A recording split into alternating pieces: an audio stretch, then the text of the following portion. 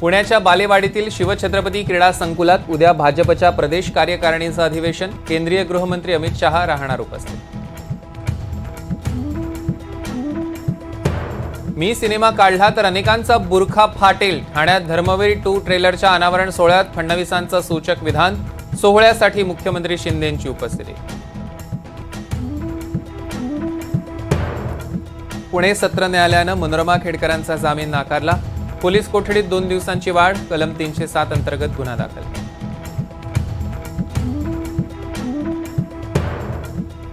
राज्य सरकारनं पूजा खेडकरांविरोधात सादर केलेला अहवाल एनडीटीव्ही मराठीच्या हाती। पूजा खेडकरांच्या आईवडिलांनी घटस्फोट घेतल्याचं सिद्ध।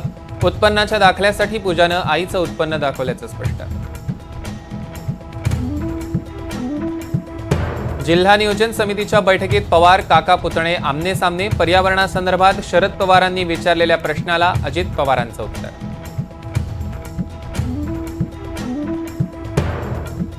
पुणे जिल्हा नियोजन समितीच्या बैठकीत निधी वाटपावरून सुप्रिया सुळे आणि सुनील शेळके यांच्यात खडाजंगी।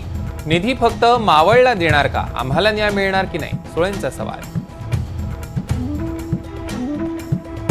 यूपीएससीचे अध्यक्ष मनोज सोनी यांचा कार्यकाळ संपण्याआधीच राजीनामा। वैयक्तिक कारणांमुळे राजीनामा दिल्याची माहिती।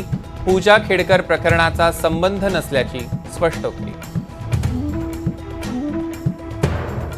सततच्या पावसामुळे मुंबईच्या ग्रँट रोड परिसरात इमारतीचा भाग कोसळला। लहान मुलासह 40 नागरिकांना वाचवण्यात यश। एकाचा मृत्यू, 3 जण गंभीर जखमी। गोसीखुर्द धरणाचे 33 दरवाजे उघडले।